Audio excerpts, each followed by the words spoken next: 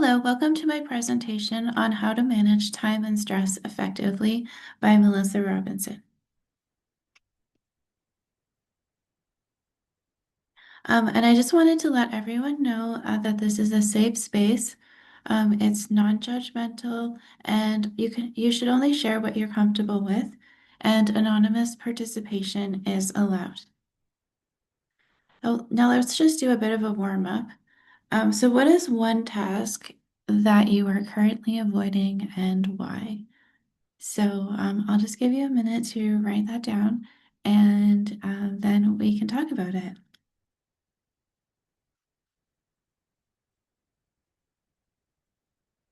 Okay, so one of the ones that I see here in the chat is that they're avoiding doing their taxes. That's a huge one. I was avoiding doing my taxes too, but I just got it done yesterday. So I was really happy about that. And it just, you feel so much better when it's just like out of the way and finished, don't you? Yeah, for sure.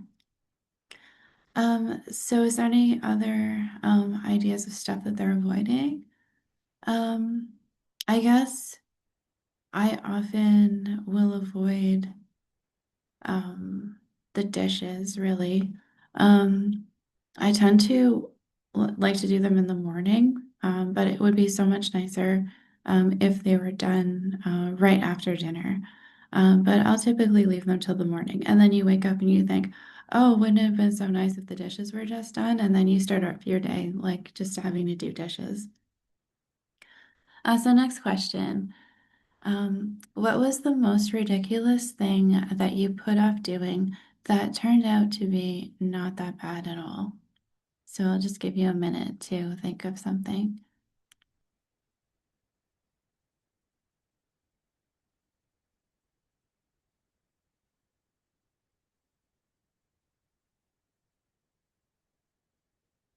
Oh, you can't think of anything? Okay.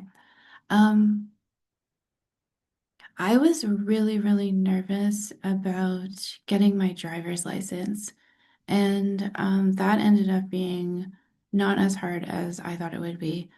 And yeah, it's just good to it's nice to have that done too. Yeah, so it was really not that scary at all. Um, so let's play a game and rate these things on a scale of 1 to 5 that you find least to most stressful. Number, I'll just look for my list here.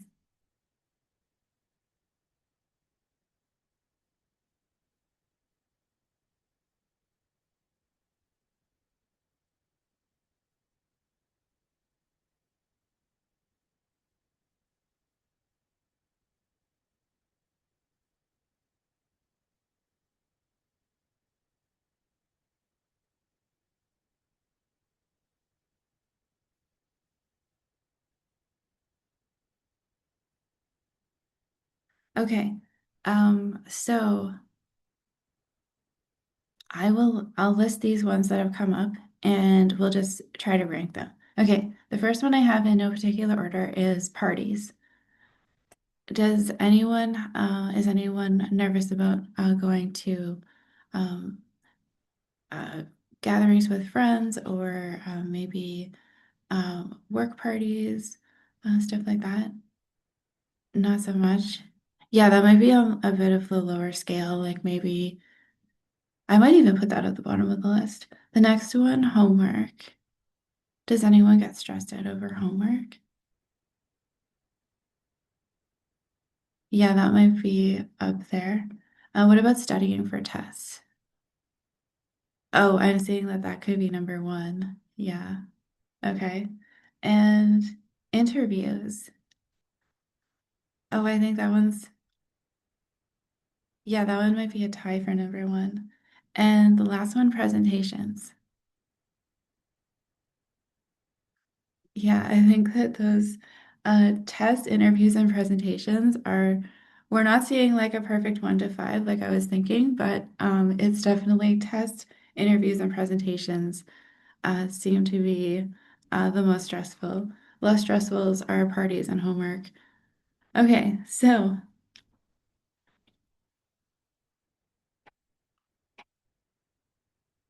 next one.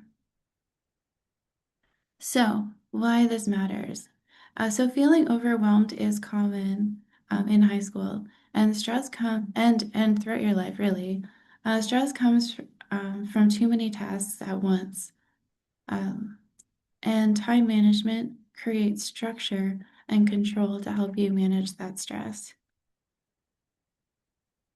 So, I'm going to teach you some key strategies to help you manage your stress better and work on your time management. So, the first trick that I use is to break tasks into smaller steps. And this can be if you have a big thing to do, like for instance, taxes, then you think to yourself, oh, well, I have to collect my documents. I have to print the documents. I have to either get a tax program or drop it off, which is way easier. And so you can see how there's a clear step. And the same with homework. First, there's the research stage, and then there's a drafting stage, and then there's the editing stage, and then you're finally done. So just breaking those into sections will really help take a huge thing and then make it look a lot smaller. And using time blocks for studying and homework is a huge help because if you set yourself a 1 or 2 hour window at a time and you think, oh, well, if I really focus for 1 to 2 hours, then I'm done. And then I can go and do something else. So it doesn't seem like a huge commitment at the time because you're really only putting in 1 to 2 hours. And so it can seem less overwhelming than if you were to think to yourself, oh, I'm going to spend the entire day doing this. So I find that blocking your time really helps. The other thing is to set realistic goals. If you have a whole lot of stuff on your to-do list that you have to get done, it might not make sense for you to think you have to get it done all in one day. So maybe throughout your week, think, oh, I want to get these 5 things done, and then try to finish them by the end of the week. And then it seems like it's not as impossible. And the other thing that I really want to talk about, and we're going to go into more detail about this later, is prioritizing your tasks. And I don't want to talk too much about this because it's one of the key strategies that I really want to teach. So I'll just introduce it right now. So we want to pick the tasks that need to be completed first. And they're the most important ones. They're the ones with the deadline. They're the ones that have the most impact on our lives. So we really need to rank our tasks according to the ones that will have the most impact, I guess. And then when you get those big things out of the way, um, I find that I feel a lot better because the main things are taken care of. So by the end of this workshop, you will understand how stress and time management are connected.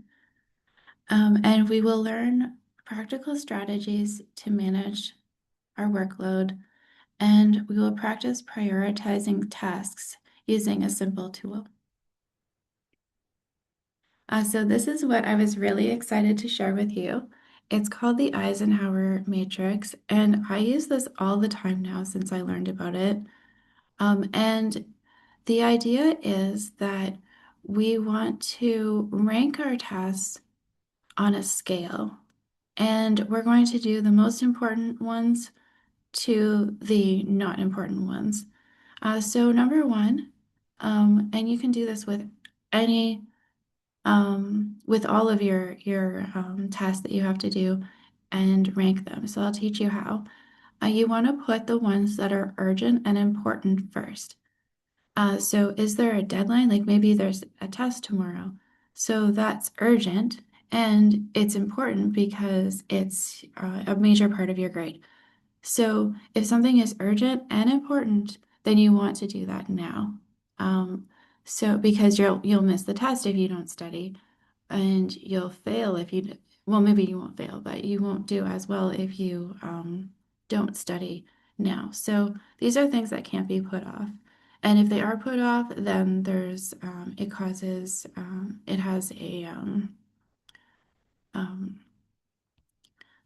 has, it has negative impacts if we put it off. So number two, we want to do what's important but not urgent. And this is something that we schedule. So say for instance, it's important that you call your grandmother, for instance. You can do that later, maybe on the weekend, so you can schedule that for every weekend that you can call her. So it's important, not urgent, we can schedule it. And that way it's we're kind of putting it out of our mind because we're thinking, oh, well, this is when I do this particular task. So number three, urgent and not important. So this means that we can delegate it. And then not urgent and not important. Those we can eliminate. So if something is um, not relevant to any of our goals, um, like maybe there's a hedge in the backyard that it's fine really if you don't trim it. And it's doing no harm, being a little bit overgrown. So maybe we would think, oh, well, instead of wasting time, like 2 hours trimming it, when it doesn't really matter, it's kind of like at the back of your house. We'll just eliminate that task. And so that's kind of how we can rank our tasks. Now, moving on to an activity, I'll give you the opportunity to fill out your own Eisenhower matrix. You can use schoolwork or your personal tasks, and there are no right or wrong answers in how we do this. So let's just take some time right now to go over to make a list of maybe like 2 or 3 things, maybe four if you want to get like cover all of them. And then we'll come back and talk about that.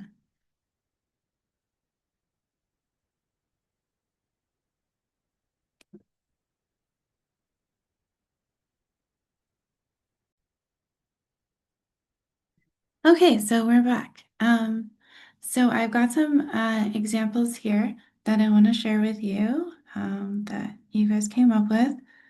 So number one, under urgent and important, these are things that we want to be doing now. So for example, I got a school example here, studying the night before a test. That's a really good example. Finishing an assignment that is due that day. That's a great example too. And then here's a life example, paying a bill on the due date. Number two, what is not urgent and important at the same time? This is stuff that we can schedule. So for example, with school, we have studying every day instead of like cramming the night before the exam. So that's one. And then starting a project weeks before it's due. Um, then we've got a life example here, exercising regularly, saving money, that kind of thing. Now, number three, urgent and not important. These are things that we delegate. Now, it was a little bit difficult to come up with school examples for this, but if you're in a group project, what you would want to do is split the work instead of doing everything yourself. That might be a good example. Um, or asking a friend to share notes with you that they missed or that you missed. Um, and then in life examples, maybe you are needing to get groceries, but you don't have the time. Maybe you can ask someone to pick up some groceries for you while they happen to be out. Um, or maybe sharing some of the household chores with the other people that you live with. And these things are urgent things, but it doesn't mean that you have to do them yourselves. It's something that you could pass on, and then that would free up some of your time and take that load away from you. So number four, things that are not urgent and not important. These are things that we can eliminate. So I've got an example here, which is a really good one. Scrolling on social media instead of studying, that might be a good example. Watching videos instead of avoiding homework, because watching videos is not important. So we don't really need to even be doing that. Um, yeah. And these things are kind of feel fun, but they steal a lot of our time away. So those were great examples. Thanks, everyone. So in summary, stress increases when tasks feel overwhelming, and planning can reduce anxiety. And prioritizing helps you stay in control. So I think we can all, if you all try this Eisenhower method, I think that it will make everything seem a lot easier to manage. I started using this last semester, and it has helped tremendously because before what I would do is I would try to do the smaller things, start with the smaller things because then they would be done. And then I would move up to the big things. And this way, this method, it says, well, do the most important and the most urgent things at once. So then you're getting right to the core of your problems and then it's done. So I like that a lot better because it really does reduce my anxiety. And I find that it's really helping to get the most important things done. So I'm less worried. And I'm more in control too because my time is a lot more managed. So I found this method has really helped me personally, and I hope it will help you. So thank you so much for listening to my presentation about stress and time management. Does anyone have any thoughts or questions?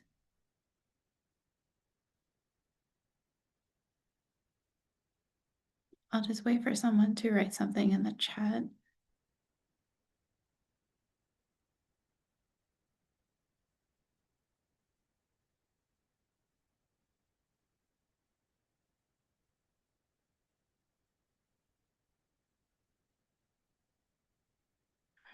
Somebody said delegate your work to somebody else. Yeah, we can't do that with school, but yeah, that is funny. But we can delegate other things. Like say for instance, you have a test tomorrow that you have to study for, but you also have to get groceries or you also have to do the dishes. Maybe you can say, oh, well, would you mind picking up groceries and then I'll pick them up next time, or I'll do the dishes next time if you can do them tonight so that I can focus on my most urgent and most important tasks. And yeah, I find it's been really helping. So I don't particularly use that one too much. I kind of skipped over that particular step in the Eisenhower method, but I think I'll try using that a little bit more because usually I just end up doing everything myself and not really asking for much help. So I think that asking for help is probably a great way to reduce stress. So I think I'll be doing more of that moving forward.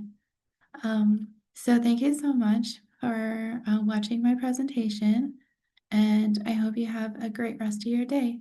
Bye.